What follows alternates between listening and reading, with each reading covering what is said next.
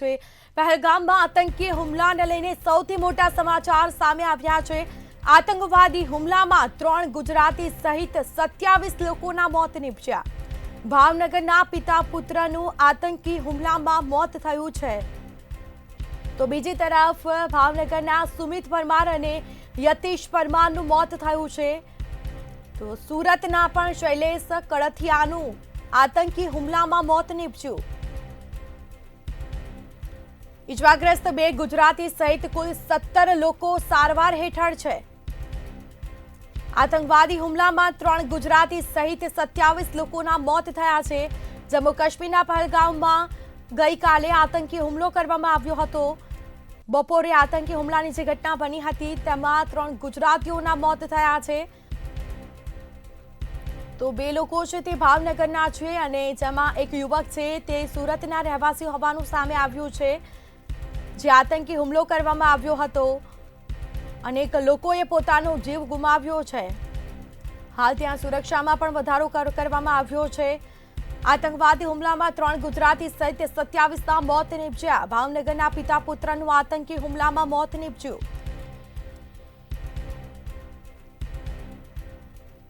તો જે હુમલાની ઘટના બની હતી, આતંકવાદીઓએ જે ગોળીબાર કર્યો હતો, ખાસ હિન્દુઓને ટાર્ગેટ કરવામાં આવ્યા છે। લોકોને નામ પૂછીને ગોળીબાર કરવામાં આવ્યો છે।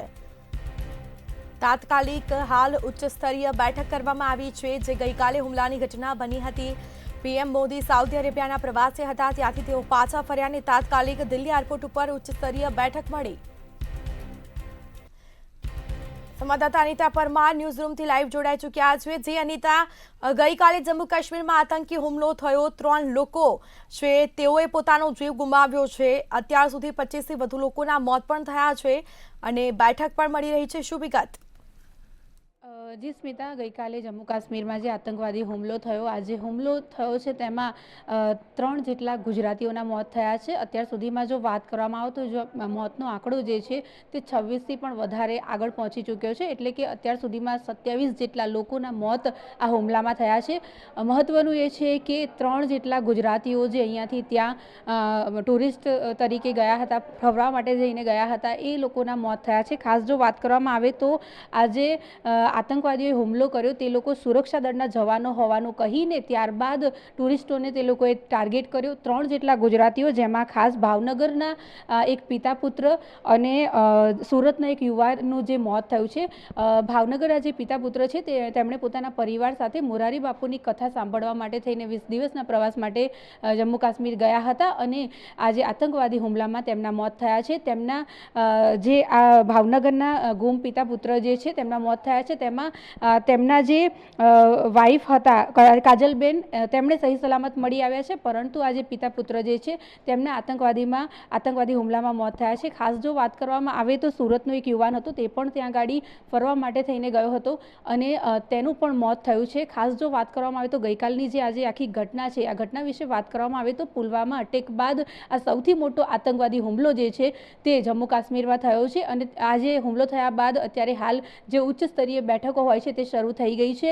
બેઠકનો સિલસિલો જે છે તે સવારથી શરૂ થઈ ગયો છે। પીએમ મોદી પણ ભારત આવી ગયા છે અને આજે જે બેઠકો થવાની છે, બેઠકમાં ખાસ આ હુમલા વિશે ચર્ચા કરવામાં આવશે અને સુરક્ષાને કઈ રીતે વધારી શકાય તેના વિશે પણ વાતચીત કરવામાં આવશે। અત્યારે હાલ જો વાત કરવામાં આવે તો તે જગ્યા પર જે સુરક્ષા જે છે તે વધારી દેવામાં આવી છે। આજે હુમલા વિશે વાત કરવામાં આવે તો ગઈકાલે બપોરનો જે સમય હતો તે સમય દરમિયાન આખી ઘટના ઘટી, જેમાં આતંકવાદીઓ જે છે તે સુરક્ષા જવાનોના ભેસમાં આવ્યા હોય તેવી રીતે તેમણે આવીને ટુરિસ્ટોને ડાયરેક્ટ પૂછ્યું કે તમે કોણ છો, હિન્દુ છો કે મુસ્લિમ છો, અને મોટાભાગના હિન્દુ લોકોને ટાર્ગેટ કર્યો અને તે લોકોને તેમના ઉપર હુમલો કરવામાં આવ્યો। અત્યાર સુધીમાં 26થી પણ વધારે લોકો જે છે તેમના મોતના સમાચાર મળી રહ્યા છે। આટલો મોટો આતંકવાદી હુમલો જેના કારણે થઈને સમગ્ર દેશના લોકો જે છે તે અત્યારે હાલ ભયના વાતાવરણ વાતાવરણમાં છે અને ક્યાંક ને ક્યાંક જો વાત કરવામાં આવે તો આતંકવાદીઓ જે પ્રમાણે જમ્મુ કાશ્મીરમાં હુમલા કરી રહ્યા છે તેના ઉપર કડકમાં કડક કાર્યવાહી થાય તેના માટેની માંગ પણ થઈ રહી છે. ખાસ જો વાત કરવામાં આવે તો ગઈકાલે એક જે વૃદ્ધ હતા તેમના હાથે ગોળી વાગી હતી, પરંતુ તેમને વધારે વાગ્યું નથી. તેમને અત્યારે હાલ જે કહેવાય છે નજીકની હોસ્પિટલમાં ખસેડવામાં આવ્યા છે. અત્યારે હાલ તેઓ સારવાર હેઠળ છે, પરંતુ 3 જેટલા ગુજરાતીઓ જે છે તેમના મોત થયા છે, જેમાં ખાસ 2 ભાવનગરના ગુમ પિતા પુત્ર જે છે તેમનું મોત થયું છે અને એક સુરતનો યુવાન છે તેનું પણ મોતના સમાચાર સામે આવ્યા છે. અત્યારે હાલ ઉચ્ચ સ્તરીય બેઠકો જે છે તે શરૂ થઈ ગઈ છે અને ખાસ જો વાત કરવામાં આવે તો આજે જગ્યા પર જ્યાં હુમલો થયો છે પહેલગામમાં, ત્યાં ગાડી સુરક્ષા જે છે તે વધારી દેવામાં આવી છે. સુરક્ષાને લઈને તમામ જે ઇંતજામ છે તે કરી દેવામાં આવે છે અને ખાસ ટુરિસ્ટો જે અહીંયાથી ત્યાં જતા હોય છે તેમની સુરક્ષામાં વધારો કરવામાં આવ્યો છે. જી અનિતા, ખાસ કરીને વાત કરવામાં આવે તો ગુજરાતીઓ પણ ત્યાં ફરવા માટે ગયા હતા અને 3 ગુજરાતીઓએ પોતાનો જીવ ગુમાવ્યો છે, તો તેઓના મૃતદેહને લઈને મૃતદેહ વતને લાવવાની જે કોઈ કામગીરી કરવામાં આવી રહી છે કે કેમ? ચોક્કસથી સ્મિતા, આપને જણાવી દઈએ કે ભાવનગરથી જમ્મુ કાશ્મીર ગયેલા 20 જેટલા લોકો હતા. એમાં જે પિતા પુત્ર એ જીવ ગુમાવ્યો છે તેમને વતન લાવવાની કામગીરી જે છે હાથ ધરવામાં આવી છે. સુરતનો મૃતક યુવાન જે છે શૈલેષભાઈ કડઠિયા, તેમના મૃતદેહને વતનમાં લાવીને અંતિમ સંસ્કાર કરવામાં આજે આવશે.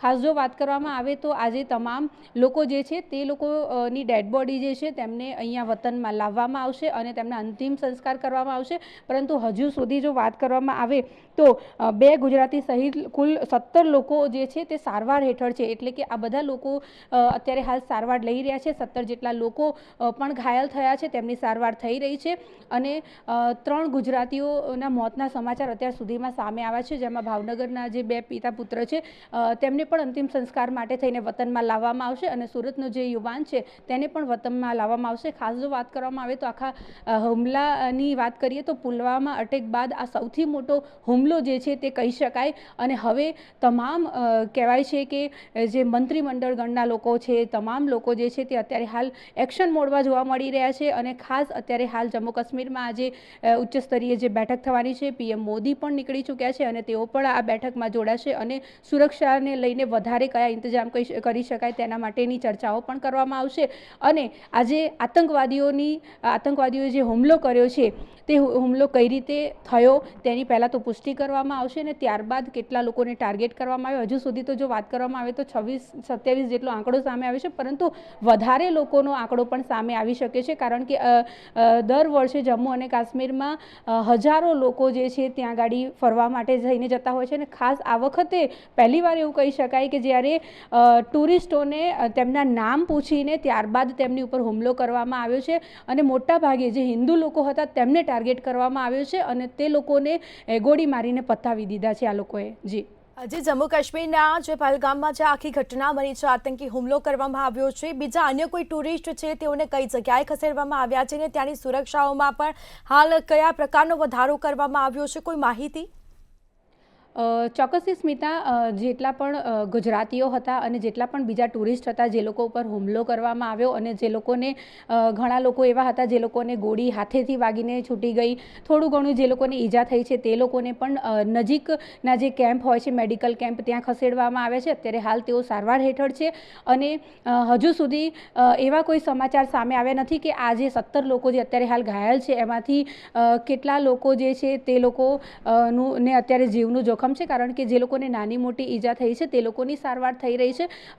હજુ એવું કહી શકાય કે વધારે એક મોતનો આંકડો પણ સામે આવી શકે છે. 26થી વધારે લોકોનો મોતનો આંકડો તો સામે આવ્યો છે, પરંતુ હજુ અત્યારે હાલ તે જગ્યા ઉપર છાનબીન પણ ચાલી રહી છે, કારણ કે ટુરિસ્ટો અલગ અલગ જગ્યાઓ ઉપર હતા અને અલગ અલગ જગ્યાઓ પર તેઓ ફરી રહ્યા હતા અને ત્યારબાદ તેમની ઉપર અચાનક જ આતંકવાદીઓએ હુમલો કર્યો છે અને આતંકવાદીઓએ આ વખતે સુરક્ષા જવાનો હોય તેવું કહીને સુરક્ષા જવાનો છે તેવું કહીને આજે આતંકવાદીઓ છે તેમણે ટુરિસ્ટોને ફસાવ્યા, તેમનું નામ પૂછ્યું અને તરત જ તેમની ઉપર ગોળીબાર કર્યો. આ પ્રકારનો હુમલો કહેવાય છે કે બહુ જ ભયાવહ કહી શકાય, કારણ કે ટુરિસ્ટને મોટાભાગે ટાર્ગેટ નથી કરવામાં આવતો, પરંતુ આ વખતે ટુરિસ્ટને ટાર્ગેટ કરીને લગભગ 26થી પણ વધારે લોકોનો જીવ જે છે તે આતંકવાદી હુમલામાં ગયો છે. જી બિલકુલ, ત્યાંની તમામ જાણકારી આપવા બદલ આપનો આભાર. તો સુરતના શૈલેષ કડથિયાનું પણ આતંકી હુમલામાં મોત થયું છે. 3 ગુજરાતીઓના મોત થયા છે. 2 લોકો છે તે ભાવનગરના રહેવાસી છે, જેમાં એક યુવક છે તે સુરતના રહેવાસી હોવાનું પણ સામે આવ્યું છે. અને જે જગ્યાએ હુમલો થયો છે જમ્મુ કાશ્મીરના પહેલગામમાં આતંકી હુમલાની જે ઘટના બની ત્યાં સુરક્ષાઓમાં પણ વધારો કરવામાં આવ્યો છે. તમામ જે અન્ય ટુરિસ્ટો છે તેઓને અન્ય સુરક્ષિત સ્થળે ખસેડવામાં આવ્યા છે.